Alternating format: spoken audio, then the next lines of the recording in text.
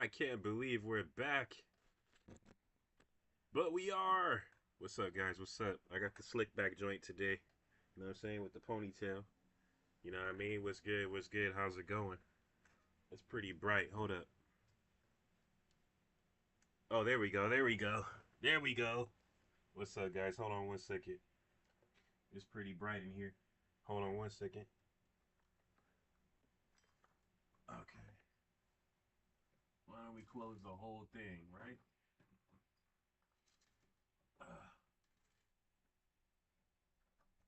My girl's a decorator, low key. I always tell her that she's got talent. You know what I mean? Guess I'm getting old because them spots is in there. What's up? What's up?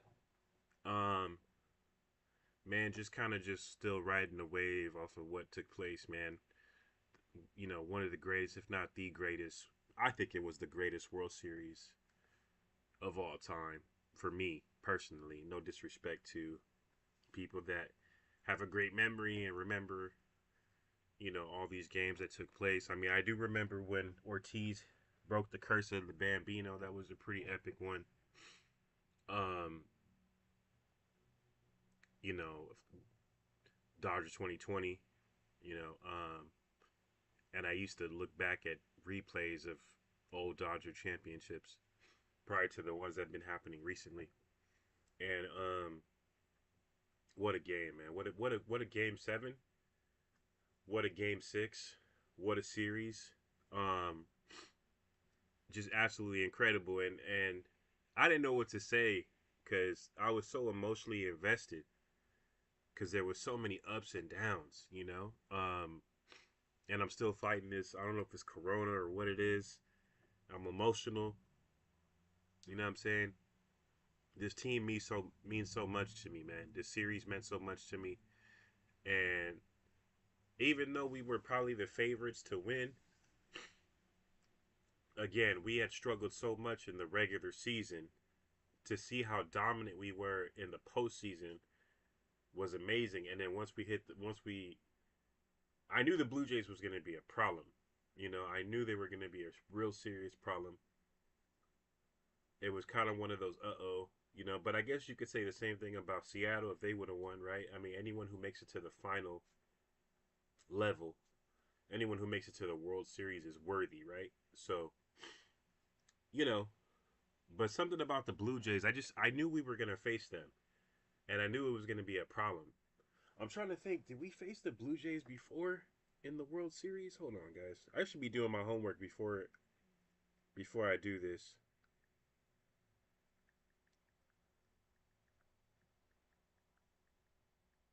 I don't think so. I looked it up online before, but I just want to make sure.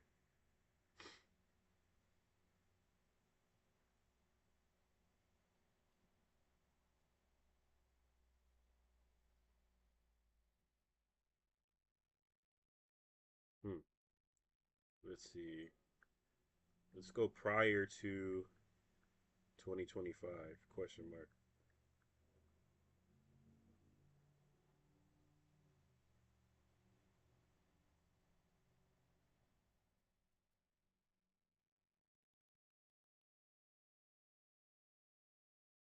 I thought we faced them. I know we faced the Cubs, but I thought we faced the Blue Jays before. Hold on, prior.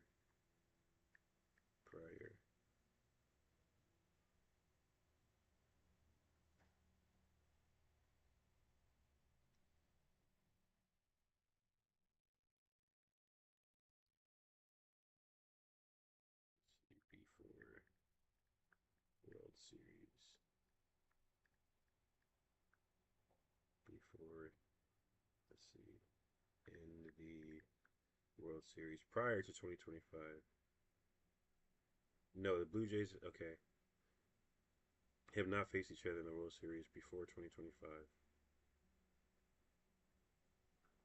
Yeah, that was their first appearance, right, for 30 years. So I don't know. I must be mistaken. I must be thinking about the Cubs. I guess I'm thinking about the Cubs. But anyway, um, what a series. What a game six. What a game seven. Roberts is a is an amazing manager. He knows what to do. He knows what pieces to place together like a chessboard. He just knows how to manage a team and how to put together the right format, in order to get the victory. And a lot of trust in those players, and it worked. It worked. So um, man, I find myself at a lack of words, but I feel like I need to do these podcasts. You know what I'm saying? Because and I should have been doing them more earlier because my passion for baseball, man, has really been. I've always had a passion for baseball. Hold on, let me check my for baseball, man. Okay, cool, cool, cool. I've always had a passion for baseball. What's up, y'all? How you doing? Let me check my channel so that way I can see the live. There was 15 of y'all in the other day, and I didn't check my live like a channel, so that way I could see the live. I didn't check my 15 of y'all in the other day, and I didn't check my live like a channel, so that way I could see the live. Hold on. I didn't check my 15 of y'all. Never need that. So that's gonna probably loop for a little bit. My apologies, man. I gotta lose some weight, dog. But anyway, um, I mean, we saw so many ups and downs. I'm not surprised that Yoshinobu Yamamoto got the MVP. He was a beast in 2024. I knew he was going to be something nasty. To me, he was the best pitcher on the team, and now there's no question about that. There should be no question. There should be no doubt that he is the best pitcher on the team, hands down. No offense to nobody else. I love Glass. Shohei's the GOAT. Snell was a piece that once we acquired him, I felt like that title was almost a guarantee in a lot of ways when you have an elite player like that. Um, and with the bullpen, I mean, Sheehan did his part. You know what I'm saying? Um, you know, in Game 6 when they put in Justin, people were like, I was watching on Twitch, and people were like, "Really, Robleski? Why they take out? Who they took out? They took out Yamamoto, right? Yeah, they were like, why they take out Yamamoto? They should have kept him in, guys. He wasn't gonna play continuous, nonstop games like that. There was no way, and they knew he's already played 2 9 inning games. He's already played 2 complete games, right? In the postseason. We might need him to close out. Because his stuff is so nasty right now. He's got the Blue Jays so figured out right now. His stuff is working so good against them that there's a chance we may not be able to put in Rookie and we might have to put in Yoshi, right? No disrespect to Rookie. Rookie's my guy, but I had that feeling that if Rookie didn't perform in Game 6 very well, that they were probably going to lean more on Yoshi if he was ready to play. You know what I'm saying? And I wasn't the only one who felt like that. There was other podcasters that called this line to a T, that called all 4 starters. And Roberts even said all hands on deck. So it went starter, starter, starter, with Sheehan and Robleski being relievers from the bullpen that came in as well. So it was an all hands on deck effort. Muncy had a great game. A lot of people are not talking about that. Muncy had a great game yesterday, Game 7. We needed him to step up. He did. A lot of people try to shit on Teo, but we wouldn't have made it without Teo. Teo had big moments in the postseason, huge moments in the postseason. Um, to me, Teo's the best hitter with runners on base. If you just see like if there's 3, if bases are loaded, or even if there's one person on base and Teo's up, my money's on Teo. Because he's one of the greatest when there's players on base. And just because your guys start to have hiccups doesn't mean all of a sudden you don't acknowledge what their strengths are, right? Same thing with Shohei. Yeah, he may have had some bad moments, but he could turn it around like that. You know what I mean? And that's the thing about professional baseball at the highest level, right?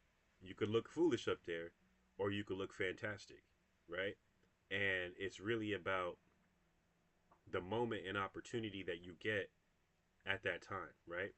So the whole series, you know, that walk off that Freddie did is now valid, right? He's Mr. World Series in my opinion. Um, what Will Trent did, what Glass has done the whole time, all those special moments in throughout the whole World Series and throughout the whole postseason now have been valid, have been validated because they won. And guys, that game 6, game 7, man, I'm telling you, when we lost that first game and then we're up 2 and then we're down by 1, and when they kept swinging at the splitter in the middle low zone, out of the zone, in the zone and out of the zone, mainly out of the zone. When they kept swinging at those splitters and breaking balls and fastballs in the middle low, out of the zone, but middle low, I was getting upset because it was the same repeat formula, and I was just like, man, what are these guys doing? Because it meant so much to me, you know what I'm saying? But I should have known that this team, just like last year, had that grit and had that dog in them, even though we didn't have those same players and we had a new bunch of players this time, a different set. We still had some of those old guys from then, but we had a different set of players. I should have known that still carried over from last year to this year.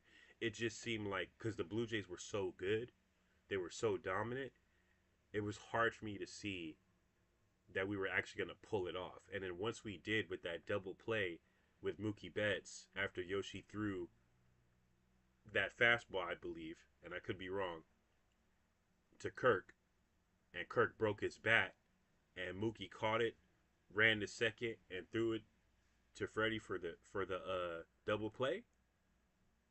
Man, I was in shock. I'm still in shock.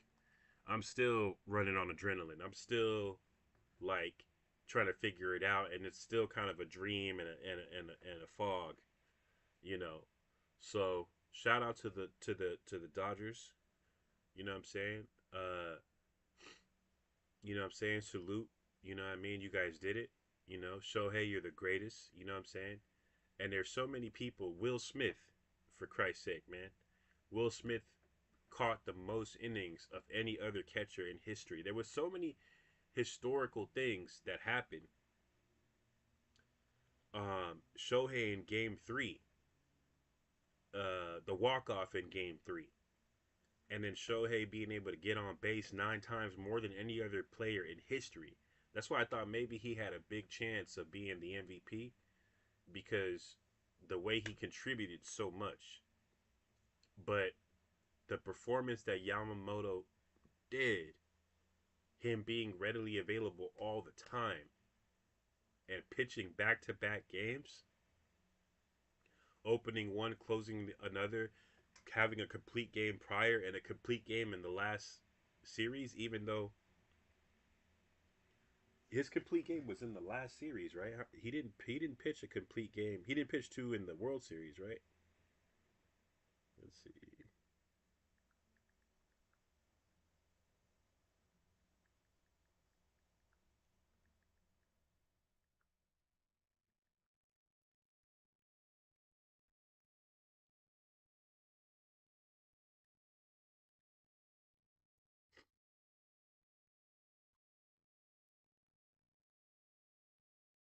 Oh yeah, one in Game 2 in the National League Series, and one in Game 2 of the World Series. So that complete game that he did in the World Series, right? Along with his readiness to pitch in Game 3, and then him pitching in Game 6 and 7, right? And him striking out. I mean, he would be down in the count and he would still strike out the people. Like the Blue Jays just had no answer for Yoshinobu Yamamoto. They didn't. And Yoshinobu Yamamoto shit was so filthy. It was so nasty. It was so precise. It was so dotted that it kept the the Blue Jays at bay. It kept them at bay. It kept them off balance. It kept them guessing. And when they did figure stuff out, it wasn't enough to uh to turn the tide. And when we were down 3-0, I was like, "Fuck, man." I was really, excuse my language, I was really concerned that we may not pull this off. This might be it. And then when it was, then Mookie crossed the plate, Smith crossed the plate, right? It became 2-4 because what's that dude's name? He had a great game, man. Simmons, that guy, man, from the Blue Jays. He had a hell of a game, man. Hell of a game that guy had, man. When he crossed the plate again, and it was 4-2, man, I was really, really, really concerned.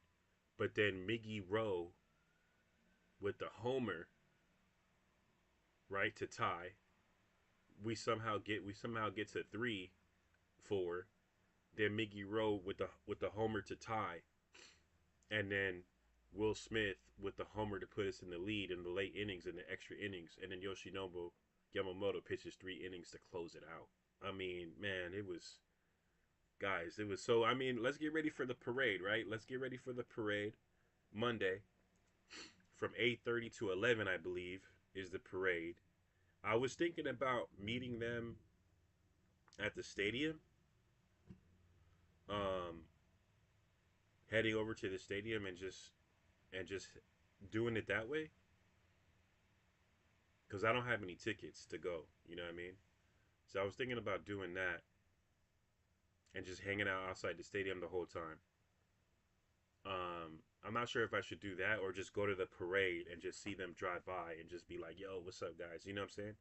I'm still trying to figure that out. Um,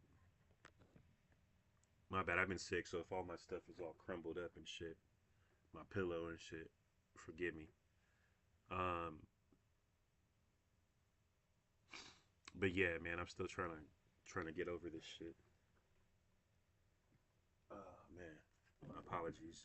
I don't know if it's COVID. It feels like COVID. It feels like COVID, man. Excuse me. Hold on.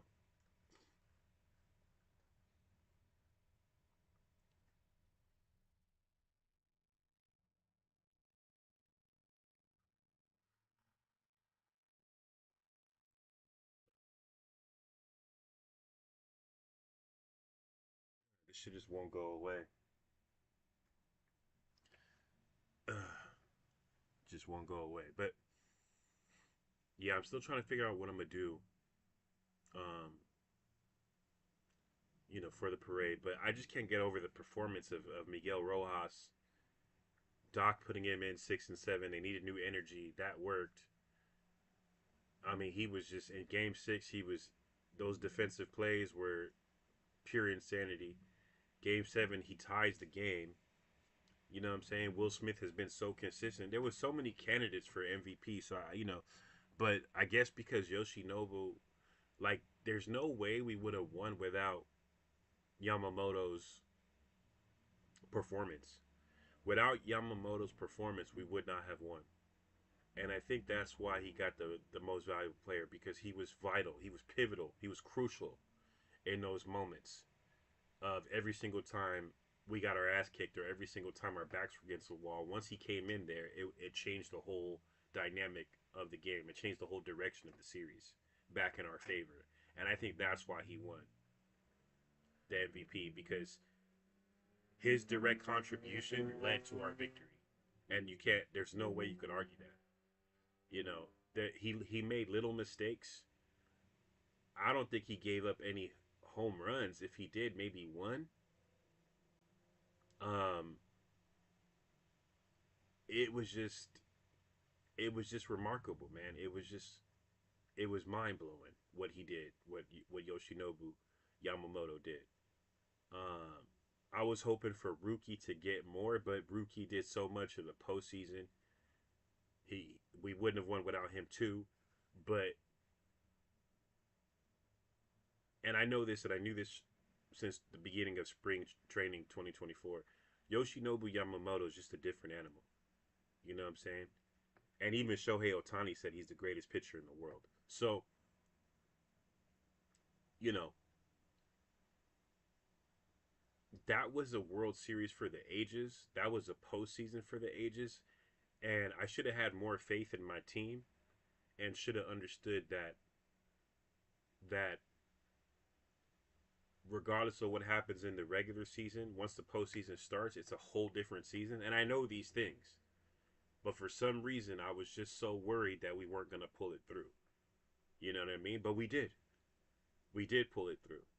And they were so dominant once, again, like I said earlier, once we started to get pushback from the Blue Jays, I was like, oh man, like, is this how we go out? Hats off to the Blue Jays, man. Hats off to the Blue Jays. They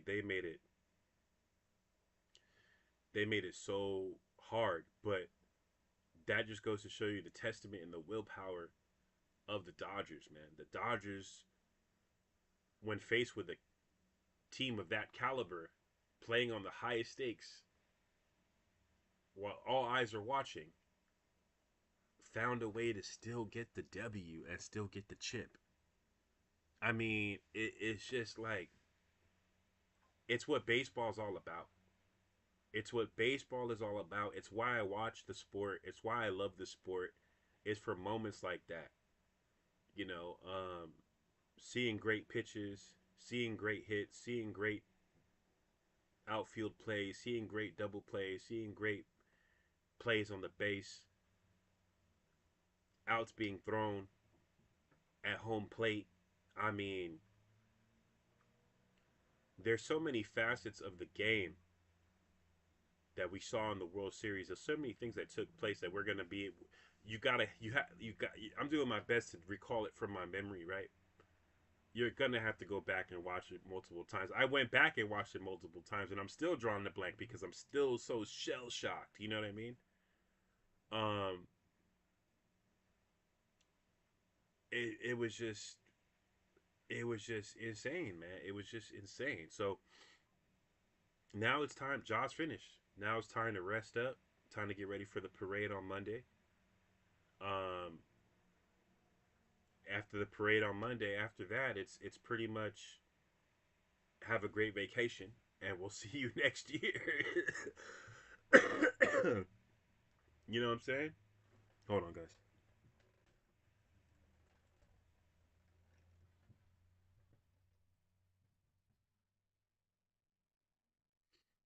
Sorry about that.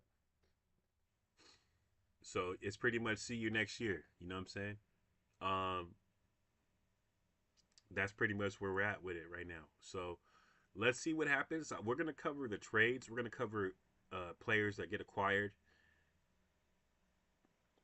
You know, we'll see if people are serious about this salary cap bullshit. I think it's bullshit. I think it's some propaganda coming straight from the billionaires on the algorithms because the billionaires control the algorithms.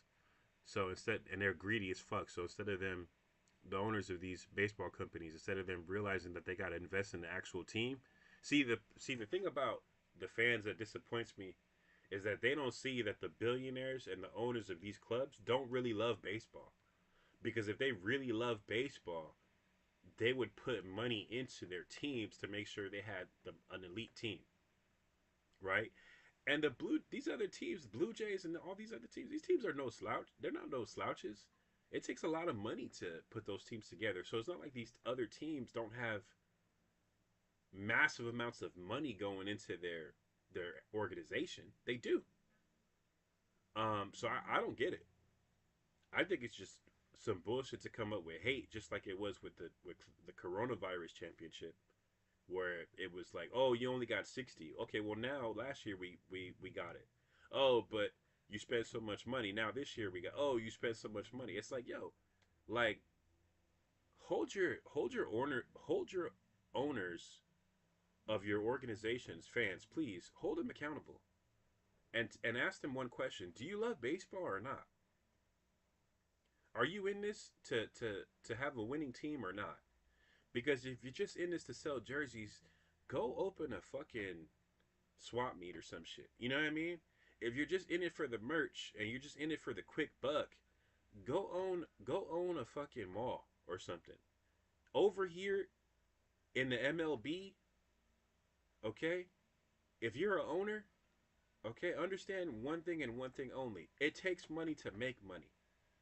And you should know that because you're businessmen. But you guys are so fucking tight, right? And you're constantly trying to pinch every penny, that you don't understand that this takes real investment to make sure you build a legacy. And baseball's no joke. These contracts are big, so they're trying to like get more for less. And I'm not with that, man. I'm not with that.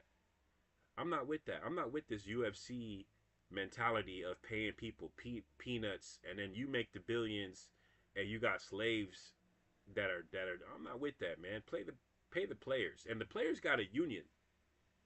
So I don't give a fuck what you guys try to do politically or whatever. They got a union. So if it's really a problem, then we just strike. You know what I mean? Like straight up. And of course it'll be when LA is kicking ass. Why y'all always try to play LA. Like stop the hate on LA, man. We're not worried about y'all. We're trying to win. If y'all were trying to win too, maybe you would get the cup. Maybe you would get the World Series trophy. You know what I'm saying? Maybe you would get the title if you were worried about winning and you stopped worried about all this other bullshit and who's spending what on what. Nobody, like I said in the last podcast, I'm not hating on Soto. Soto just, I feel like Shohei was worth 700. They thought Soto should get 735 at the Mets plus perks for his family. Hey, that's not my business. My only question to Steve Cohen is why didn't you shell out another 300 million for a couple pitchers? That's all I'm saying. That's all I'm saying. You could have got three pitchers 100 million a piece, or you could have probably got four or five for 75. You know what I'm saying? Instead of just getting Soto for 730 35. And that's the problem is that like if you're gonna go in with the amount of doing. And at the end of the day, this conversation, guys, is pointless because we almost lost. There was so many times where we were gonna lose, and we found a way to come back and win because we had heart. And you can't put a price tag on that. That takes you got to give it up to the Dodger organization for being able to put together the right pieces of talent, nurture that talent, and develop it to become world champions 2 years in a row. We haven't seen that done. I mean, imagine we haven't seen three peats. You see three peats in basketball all the time. We haven't seen three peats, right, since 2000. You know what I'm saying? So let's understand that if we're gonna build these dynasties, it takes fucking money, and you don't have to build it right now. You don't have to build it next year. But when you get that extra revenue check, maybe think about building it because Shohei's already recouped the budget. All right, so y'all got to start looking at this next level. Y'all got to start or get out the business straight up. Like either look at this next level and acquired talent from the staffing to the talent scouts to the minor league development. Your whole organization, top to bottom, has to be on the elite level. And if you don't have it there yet, you have to build it to that level. And that still won't guarantee a championship. This is baseball. This is professional baseball. This is the major league baseball. All right? Getting that championship is the hardest thing to do in the sport. Often the number one team doesn't make it to the end. the number one team in the regular season, often doesn't make it to get the title, get the World Series title. You know what I'm saying? They might make it to their division championship league and win their league or win their side, whether that's the NLS or whatever side they're on, right? But to actually win the World Series championship, that's hard. That's really hard. And the Dodgers did that shit twice. And we did it with a team that did not want to quit. I mean, again, like I said last night, it was neck and neck. It was back and forth. There was so many times that the Blue Jays could have won. So many times. And the Dodgers found a way to win. They got it done.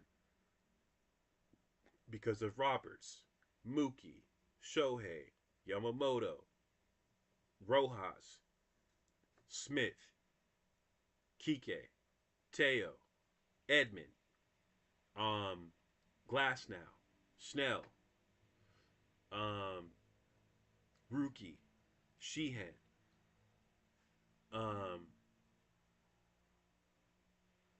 who am I? Pages at the end. Um, Dean, you know what I'm saying, with that crazy play, game six, when it got stuck. I mean, come on, man. I never seen nothing like that before. You know. Um, so it was a gamble. It was a there were so many things where it could have went wrong, but you got to give it to the Dodgers for never wavering from the end result of what they were trying to achieve, which was winning the championship, and they found a way. And that's the thing about it that I'm the most blown away about is that through facing adversity, they still found a way to get it done. They still found a way to win the championship while facing a team that, in my honest opinion, could have beat them so many times. You know what I'm saying? And looked like we were gonna lose. But the Dodgers, they're just an animal, dude. They're like a they're an unstoppable force. They're the Dodgers are like the team that they're like a boxer that gets their ass kicked for like 9 rounds, and then all of a sudden in the 10th, 11th, and 12th round they knock out the guy. You know what I'm saying? Like that's who they are. You know what I'm saying? That's who the Dodgers are. And we start clutching our pearls like, oh, fire Roberts, which I've never been the fire Roberts crowd. You know, and I kind of fell into a little bit of that because the offense wasn't really kicking off, but this is baseball. A lot of times the games are 3-0. A lot of times the games are 3-1. They're not always 9-5 or 13-10. It's not always going to be like that, or 13-2. It's not always going to be like that. A lot of times it's going to be 4-1 or 4-2 or 7-6 or 8-4, right? So, you know, it's not just about being able to hit the ball. It's about playing the right style of baseball at the right time. Defensively, offensively, you're pitching, you're catching, you're hitting, you're base, you're fielding, where you place yourself on the field. Um, how you react to securing outs on the bases against the opponents. So, securing the right double play. It's about those infielding and outfielding. You know, in the dugout strategizing. It's about that kind of stuff. Pitch hitting, pitch running, when to put those people in, when to sub out guys. It takes a skill. It takes a skill. It takes a certain amount of je ne sais quoi. I'm just clowning, but no, it takes a certain amount of cojones. You know what I'm saying? It takes a certain amount of knowing what the fuck is going. Like it takes a certain amount of like strategy. You know what I mean? And so, and with any game, right? With any game, with any, you know, card game, with any video game, with any sports game, football, baseball, basketball, MLS, you know what I mean? Soccer, right? Rugby. With any type of sport, it takes strategy. You know, it takes a lot of strategy. And the Dodgers had a clear strategy, very similar to 2024. It was a lot harder, in my opinion, than 2024, because this whole year, what you saw in the regular season was every single team attempting to beat the Dodgers because they were the defending champions and they were the best team in baseball, and that's why they looked so bad in the season, because everybody was gunning for them, and they should have known that. Everybody knew that, and they knew that, and they still found a way to get through it and make it happen. So, you know, that home run from Will Smith was epic. That home run from Miguel Rojas was epic. Being down by 3-0 and coming back, being down by 4-2 and coming back. Yamamoto's performance was the stuff that dreams are made of. It was legendary at a level that will be talked about for decades. For decades. I remember those Yankee games, like I said in the last podcast. I remember those games. I'll never forget those games. And these Dodger games, these Dodger championship games will not be forgotten. They will live on in infamy. They will live on forever. And thanks to God, because all the credit goes to him. He gets all the credit. Not me, not anyone on this earth. God gets the credit. For, it's so funny. Like, I was watching the game, right? And the announcer said, everyone's praying to God, and it's like God is saying, all right, I'm going to give you guys the greatest game you've ever seen. And it was hilarious when he said that. It was hilarious. I mean, we literally saw the greatest. I mean, any real baseball fan knows that what we saw was hands down the greatest World Series clash in the history of baseball. And that's something that I hope the Blue Jays let that resonate with them. A lot of their fans were talking shit. They were going into Dodgers Nation's podcast in the chat. They were talking shit.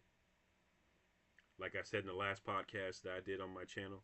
Like, why are you even like why are you even in in this chat? You should be over in the Blue Jays chat celebrating instead of over here degrading. You know what I'm saying? But to each his own. You reap what you sow, I guess. You know what I mean? But yeah, at the end of the day, they should still hold their head up high. Anybody who makes it to the end like that should hold their head up high. You know what I mean? Yeah, it's not you didn't get the championship, but you had at least you had a shot at it. You know what I mean? You had a shot at the title, kid. Better luck next time. You know what I mean? So that's where I'm at with it. This is a real team. The Dodgers have not been slouches for a long time. In the past 10 years, they've constantly won the division, constantly have gone to the playoffs, constantly had a chance to win the World Series. What was the World Series that we lost? It might have been Chicago.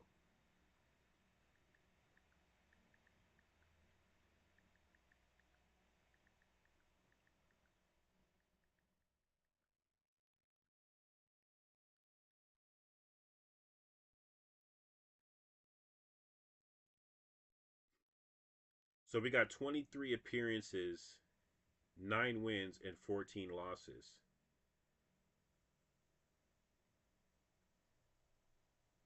Let's see. Dodgers have lost 14 World Series, tying them with the New York Yankees for the most losses in World Series history. In their 23 total World Series appearances, the franchise has won 9 wins and 14 losses. Let's see. That's how many times. Let's put who have the Dodgers lost to. Let's see who have the Dodgers lost to in the World World Series. I think Chicago was one.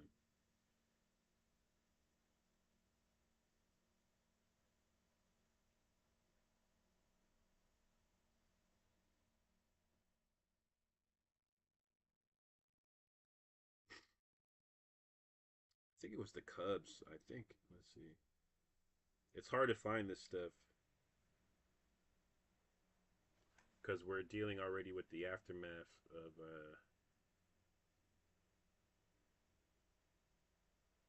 of them winning. So a lot of things are going to point to back when they were the Brooklyn Robins in 1916, we lost to the Red Sox.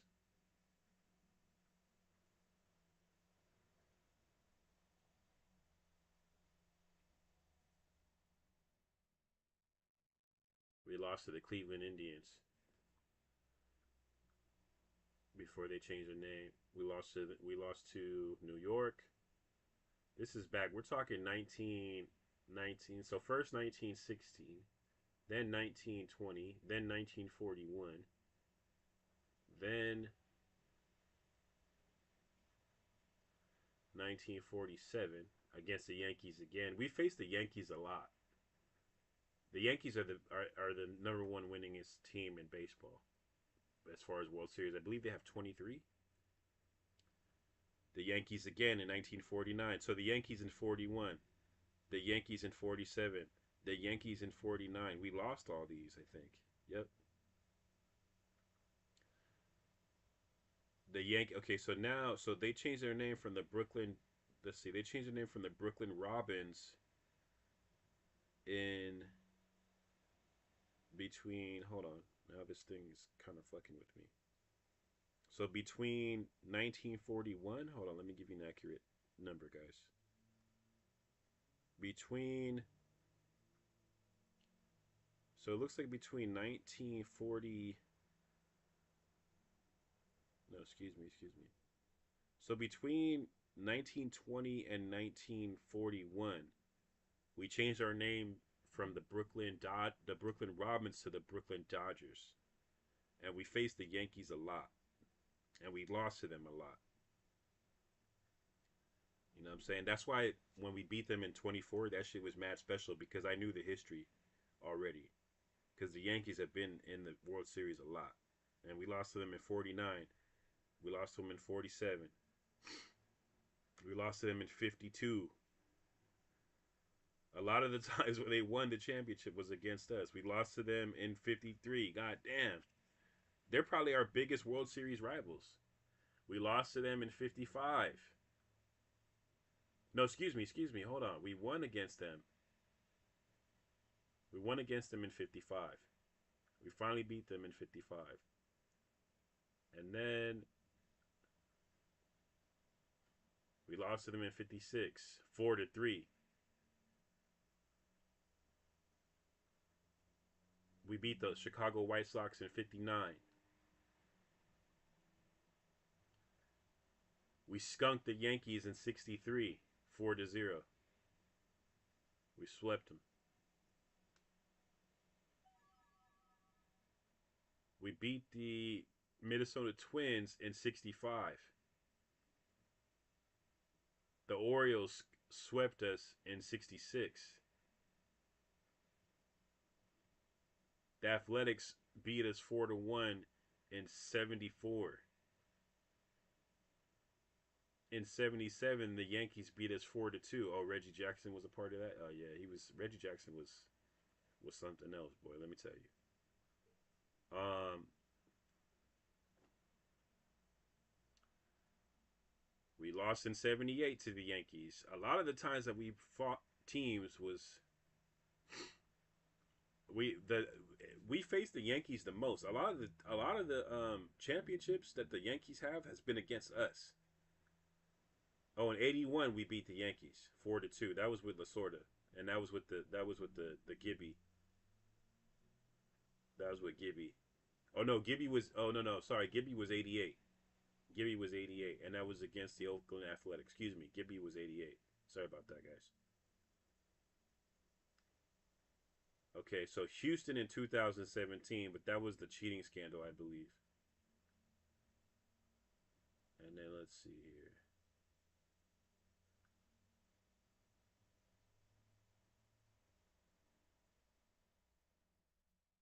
Okay, so here we go. Here we go.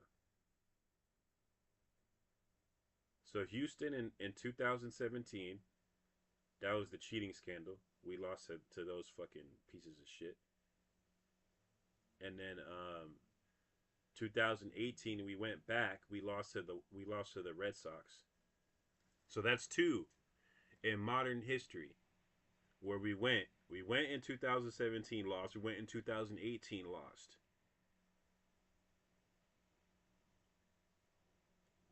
2020 we went. So we went 2018, 2019, and 2020. We went 3 years in a row. Finally, on the COVID one, we won 2020.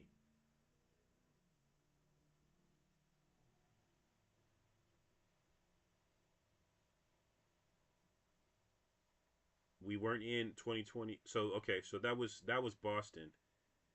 I thought we went against Chicago. Maybe that was the level before. That was the level before the World Series, probably. So yeah, the Astros, the Red Sox. Then we beat Tampa.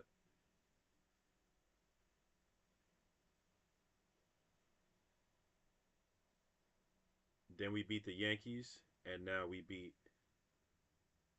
the Blu-rays or the Blue Jays. Excuse me. I don't know why I say the Blu-rays. Blu-ray player, the Blue Jays. So we have a little bit of a reputation ourselves of being a team that's an elite team. We've always had a reputation of being a team that finds its way to the World Series. We've always been that organization, right? Similar to the Yankees, but the Yankees have had more of an illustrious reputation of closing out and completing those championship games in the World Series and sealing the deal. And that's something that we're kind of pretty much the number. I would have to say we're the number two team in baseball as far as wins are concerned. Let's see. Let's see. Who has the most World Series wins by teams? Question mark. Yankees is number one, obviously. Hey, These don't work.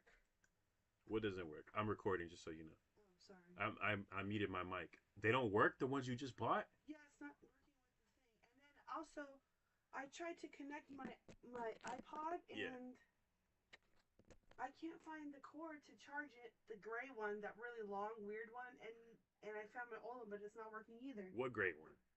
We had like a. Do you know what a 30 pin is? The old Oh yeah, flat yeah, yeah. one. For the iPod. Yeah, I have a really long charger that works for that, and I can't find it. It was over there. It was over by the blanket thing. The gray one. I remember the gray one. It's real long. Yeah, yeah, yeah. It's gone. I mean, I'll go help you look for it if you want.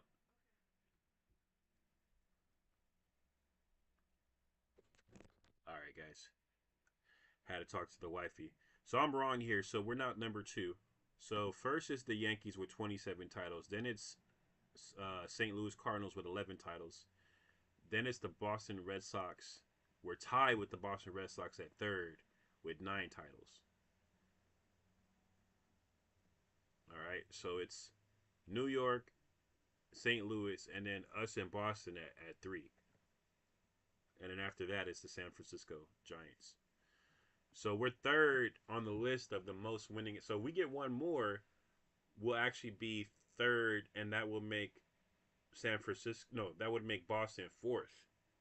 We would secure our spot at third. All right. You know, I knew about Yoshinobu Yamamoto, and I was trying to make sure to get my hands on a box of the complete set for the 2024 season, Tops Baseball, and I never did.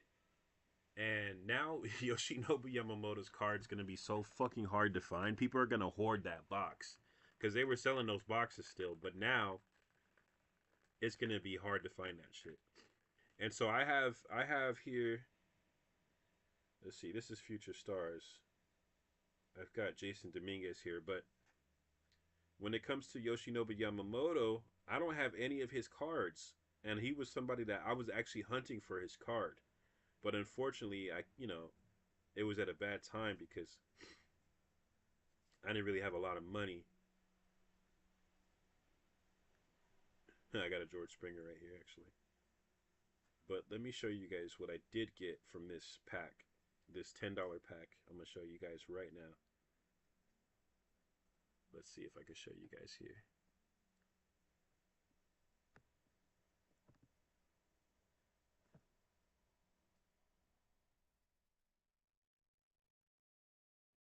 Bam, my man Shohei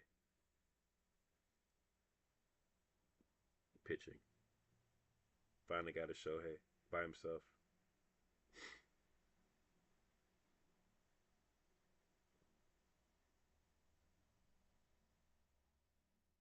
Got a Shohei.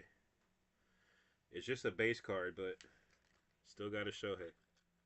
So that's from the Series 2 Tops Series 2 um, pack, and just a $10 pack.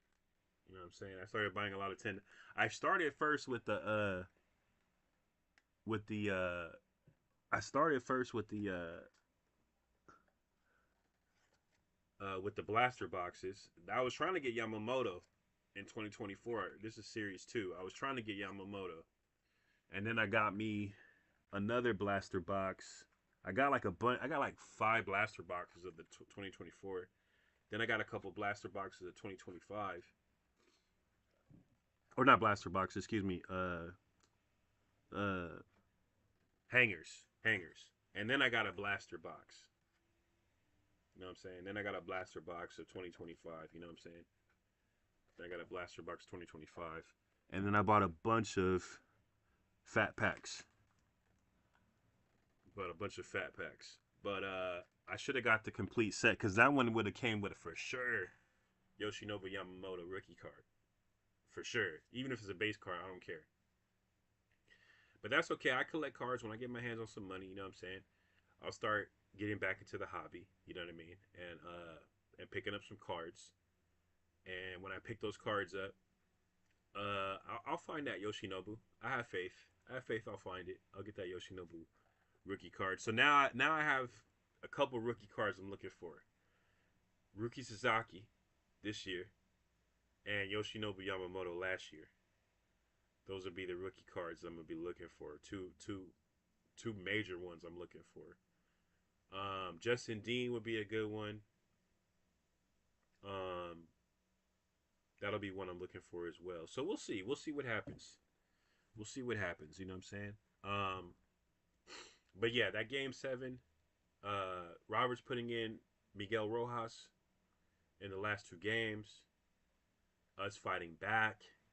Um, getting up to 1, and then unfortunately falling down 3-2, and then coming back 4-3.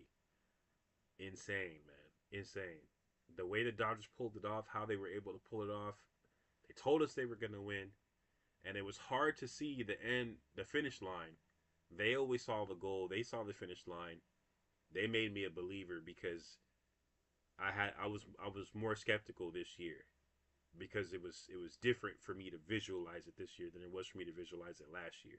But they did it. They got it done. And it feels fucking good. I hate to get so technical and stuff. It feels fucking good. Yoshinobu Yamamoto is the GOAT. We have an elite squad of players that want to win multiple championships. And it's a great time to be a Los Angeles Dodgers fan. And it's a great time to be a fan of baseball. And I would implore you to tell your owners that the salary cap is a bad fucking idea because you're not going to get these moments, these specific moments and times in history. If you had salary caps, you never would have got A-Rod. You never would have got Jeter. You never would have got Bonds. You never would have got Canseco. You never would have got like these historical. I mean, Griffey. Like you never would have got these icons if we were worried about salary caps and all that. It just wouldn't worked out the same. But because we have these unlimited amounts of contract negotiations, now there's no restrictions as far as what the sky's the limit as far as the amount of talent you can acquire. Plus, it's fucking deferred.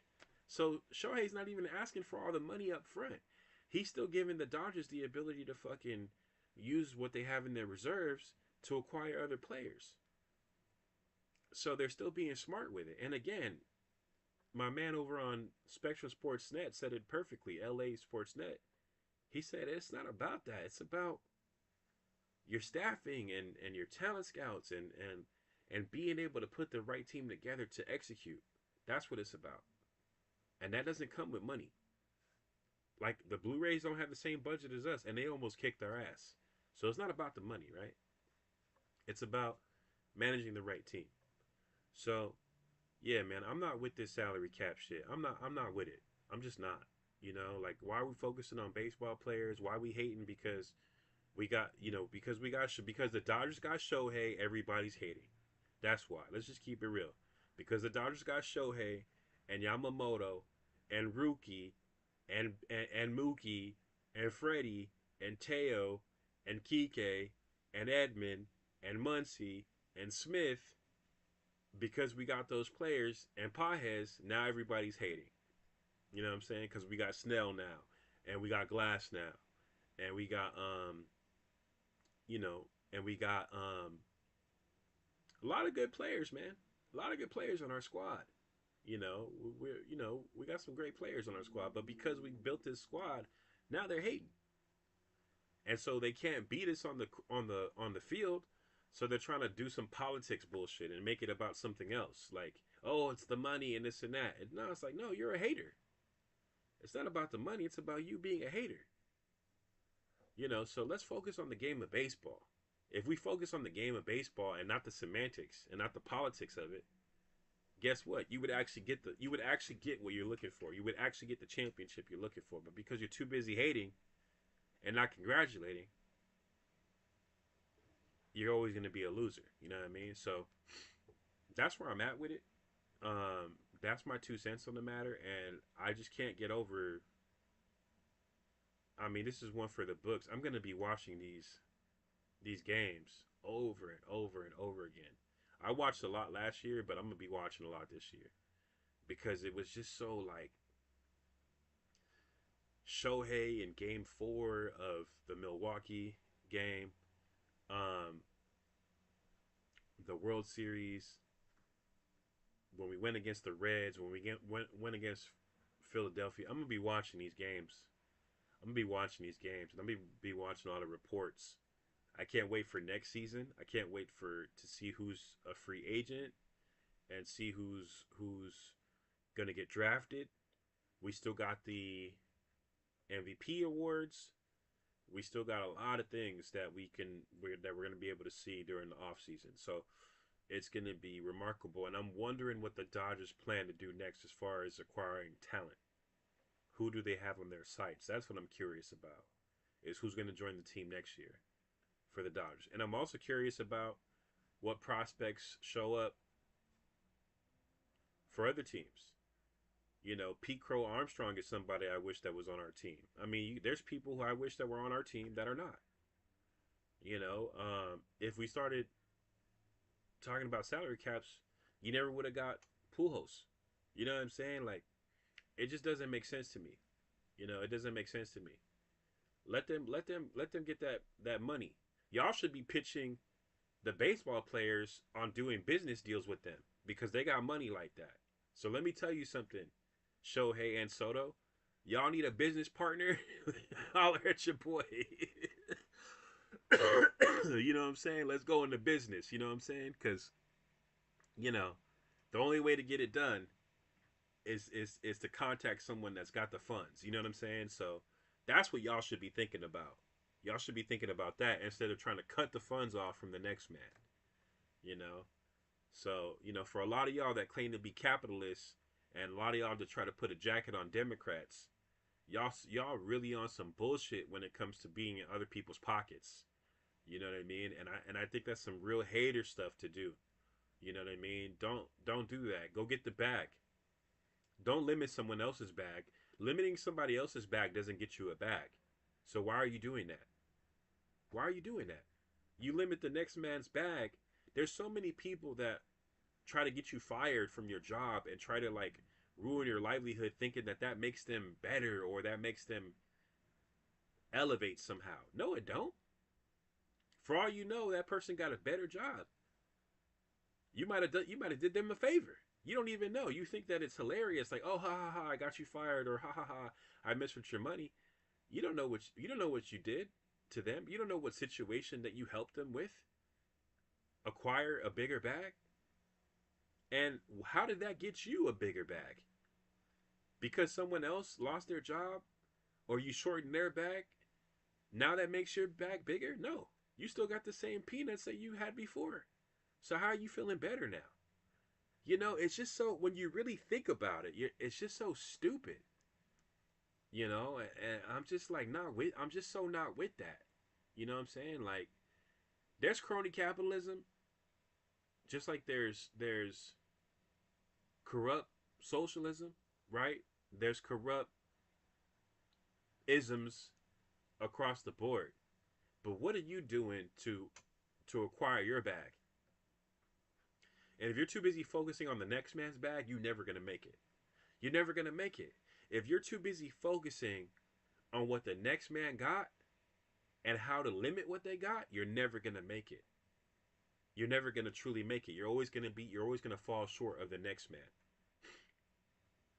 That's why I don't respect a lot of billionaires because they're too busy using their money to try to suppress everybody. And it's not gonna work because there's a new billionaire every day. There's a new opportunity every single day. And that's how you have to see it. You have to see life like that. That there's a new opportunity. Shohei Otani, Yoshinobu Yamamoto, Dave Roberts, the Dodgers organization, this shit should inspire you. You should see these things. You should see the World Series and everything that's happening now should inspire you to dig deeper, to be a better person on every single aspect of your life. That's why Kobe Bryant is so important to me because when I got to really know what Kobe stood for, it was about no man left behind and pulling everybody up to the Mamba mentality. And I understood what Kobe was really about. Kobe was about making sure that you tapped into your unlimited potential, your infinite potential. You know what I'm saying? And that's what it's about. And I feel sorry for a lot of y'all that go into these conversations of who's making what and you think that you with your little $1,000 because you aligned yourself with 10 million people that were broke, that now y'all doing something by hating on one guy's bag. And now you guys are, no, you're not. You still only have $1,000. You know what I'm saying? And a lot of times y'all don't have the education as far as the street smarts of knowing how to operate in business to lift yourself up. It becomes artificial and it becomes corrupted, and now you become everything that you swore you were against because of that hate in your heart. You got to get rid of that hate in your heart. Get rid of that. That's toxic. That's how you kill yourself. You know what I mean? Holding on to that. Get rid of that. Let it go. Let the weight go. Focus. What are you going to do? How are you going to succeed? Have your mentors, have your aspirations, have people that inspire you to dig deeper into yourself. And that's why I love this team. That's why I love Shohei Otani. That's why I love Kobe Bryant. Uh, a lot of people, man. A lot of people. Eminem, Kendrick, David Goggins. A lot of people that I look up to. A lot of people I look up to that that that motivate me and push me to be the best version of myself that I could possibly be. And instead of trying to put a salary cap on Shohei, you should be trying to figure out, how do I find a way to get that money? What can I do to be that talented? Or how do I negotiate the next contract to get the next player 800 million or a billion? How do I broker that deal with Magic to bring two football teams to back to LA? How do I broker that deal with Magic to be a part of the Dodgers organization? How do I broker that deal? What are the opportunities, and how do I put those deals together? I'm constantly thinking about how to put deals together. I put a lot of deals together already as a broke person, behind the scenes, on the computer, on blogs, just giving out game, and wasn't paid for it. And you know why I did it? Because I know it's going to come back to me. I know when I put out good, and I put out effort, I know effort's going to come back in reward. It's just a matter of time. The part about it is you got to be consistent. You got to be consistent with it. And a lot of y'all, trust me, I'm lazy, but a lot of y'all are okay with mediocrity. And instead of wanting to change for the better to better yourself, you want to suppress the next man. And I can't be a part of that, man. And I hope one day y'all wake up and understand that that's not the way. That's not the way. It's not. And so I got to smile. It's Go Dodgers for life. Let's talk about Kirsch. Kirsch, I mean, here's a guy who's put in so much time with the Dodgers, and now he's retiring. That's the stuff you got to think about. You got to think about stories like that. Miguel Rojas is going to retire next year. Y'all got to start thinking about those kind of inspiring stories.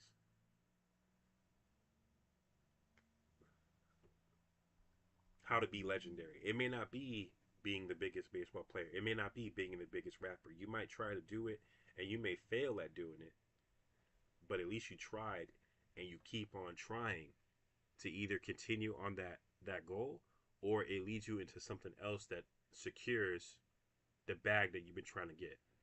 And now you can live the way you want to live. That's what it's about. You know what I mean? And a lot of people come at me and they're like, Rashid, like, what are you talking about? You're broke and this and that. I'm like, yeah, okay, fine. But you don't understand. I'm already rich within my spirit. That's why I don't worry too much about it. I know one day I could be homeless on the street, and I know one day I'm gonna bounce back and make it.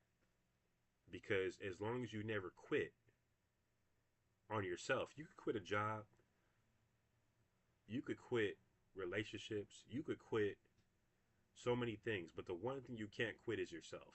That's the one thing you can't quit. You know what I'm saying? So make sure you guys never quit yourselves. That's what the mama mentality is about. That's what Shohei's about. That's what the Dodger organization is about. That's what baseball's about. That's what basketball's about. That's what sports is about. Football, business. It's about prosperity and making it. It's about never quitting and always being determined to see it through, and pushing yourself to heights that you didn't even know you could push yourself to. That's what it's about. And so be careful with these people, man. These haters and stuff. Be careful getting sucked in. You know what I'm saying? To these talking points. Because at the end of the day, who does the salary cap help? The billionaires and the team owners. It doesn't help the player.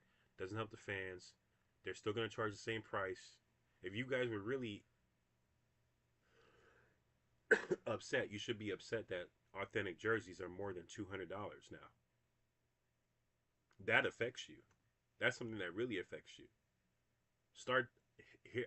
I'll prove it to you that it's bullshit. Start putting out information that merchandise and food cost too much at these stadiums, and watch how fast these billionaires turn around.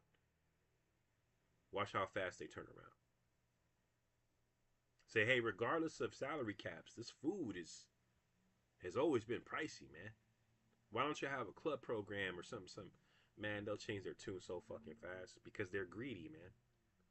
You know what I mean? So don't fall into that. Don't fall into that trap. Don't fall into that bullshit. Go find out your lane and go get yours. You know what I mean? And stay focused. And that's all you got to do. So, what we saw in the World Series was the stuff that legends, like, you can't even describe it. It was just like jaw dropping, you know, at all. It was just mind blowing what we saw in game 7, game 6, and the whole World Series and the whole playoffs. Excuse me. What we saw, what we saw, um, was a playoff, postseason, and a World Series of the ages, and I'm looking forward to many more in the future. So I hope you guys stay locked in. I hope you guys love baseball as much as I do. It's not something I really thought that I would be so focused on, but I am, and hopefully y'all find something that you love and focus on that. And that's all I'm gonna say in regards to that. And just yeah, man, try to analyze yourself before you analyze your external. Try to change your internal and make sure you're focusing on what's going on with you directly and how to better your circumstances. That's the way you get ahead. Not by salary capping a kid, And then also you think about Shohei. Shohei spent 7 years on the Angels, man. He spent 7 years, and the Japanese don't even allow their players to get paid like that. You know what I'm saying? That's why they come to the United States. So what are we talking about here? He paid his dues. He earned that. These guys pay their dues, man. They work so hard, and now you want to cut them off at the knees and the ankles because you think that that's why someone's great. Come on, man. We're better than this as people. Like we're better than this. We're better than this.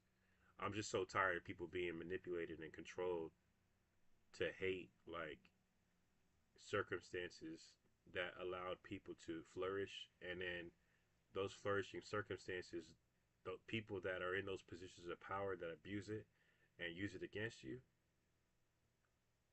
instead of those people being directly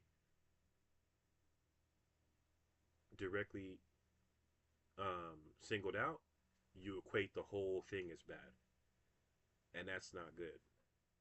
That's how you fall into mass manipulation, and that's how you get these like cults that develop. You know what I'm saying? The Mussolinis and the Hitlers and fascism. That's how you get that stuff to flourish. Is because you get sucked into an external idea that something is suppressing you from your greatness when it's not. You know what I'm saying? Racism, yes, because that's a systemic thing that people put on you to purposely suppress you. That exists. But even with that, you still have black billionaires, right? So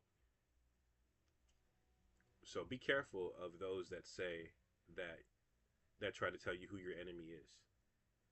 You should already know who your real enemies are. You shouldn't have to have someone tell you who your enemy is, because that's a way for them to control you, right? If I say, "Oh, this person's your enemy," like that motherfucker's living down the street from me. How are they my enemy? You know what I mean? I saw them on the bus yesterday. What are you talking about? But we don't look at the person that's pointing the finger. We never look at that person who's suggesting who our enemies are as being the enemy. We listen to them. We get manipulated by them. We allow them to manipulate us. and then we wonder why we're in the situation. And next thing you know, we become like a damn automaton that's merely just following orders from a manipulative source that sole purpose was just to control what we our movements for their benefit. And that's why you have to make sure you fucking snap out of it, because life is too short for that shit. It's too short. And that's why I'm into baseball my whole life since I was 10, 13, 14, 15 years old. I love baseball. But that's why in these last like 2 to 4 to 10 years, I've been heavily into baseball. Heavily. You know what I'm saying? Really for the last 25 years, but we'll make it shorter. For the last 2 to 10 years, I've been heavily into baseball. And that's because with baseball, it removes all the bullshit and it makes it about one thing and one thing only. Can you perform? Can you perform and can you win? And if you could perform and you could win, you're going to be successful. And if you use that model for your life and you take that model and you apply it to other things in your life, you'll be successful. And that's why I understand sports now more than ever. I love my father, but my father used to say,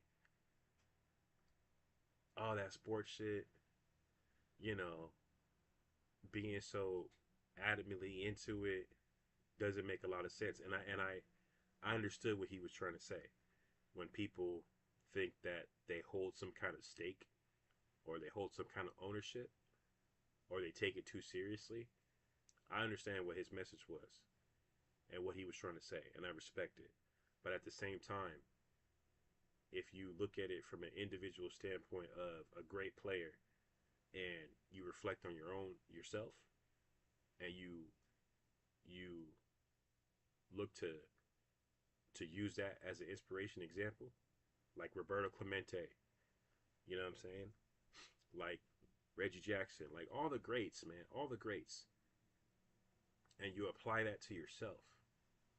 You start to understand, you start to see something within yourself that you never knew who that person, who that guy was. And you start to introduce yourself to a whole other person that was you the whole time, but you didn't even realize was there. And that's what sports is about. Sports is about tapping into that person within you that is an absolute, unequivocal monster of an accomplisher, or someone that a vanquisher, someone that gets things done and wins. And that's why sports is important. You know what I'm saying? It's about not just living vicariously, but also being inspired to be great. That's what sports is all about. Sports is about inspiration and inspiring to be great and achieving the goal and winning. That's why sports is important. It teaches you how to win. It teaches you about self-discipline and tapping into something you didn't realize was there before until you did some searching, some soul searching, to find out that there's another person in you that you didn't even know was there. And I'm not talking about demonic shit. I'm talking about a person in you who can get things done that God put inside of you to use your God given talents to pull yourself up and to pull other people up with you. That's what sports is about. No man left behind. Similar to the military. That's what sports is about. And when you understand that, you understand the true message that God has a plan for all of us. And it could be sports, it could be business, it could be anything. But sports is one of those things that, like the Olympics, soccer, boxing, volleyball, you name it, baseball, you start to understand that it's deeper than the game, that it's the player. So thank you so much for listening to my spiel. Thank you for tuning in and tapping in. Let's go Dodgers. I'll see y'all at the parade. It starts at 8:30 in the morning. They arrive at the stadium at 11:30. Tickets are on sale. I'll see you guys there, and let's go Dodgers, and let's start being more positive and start tapping into that player inside of us that can win. Peace.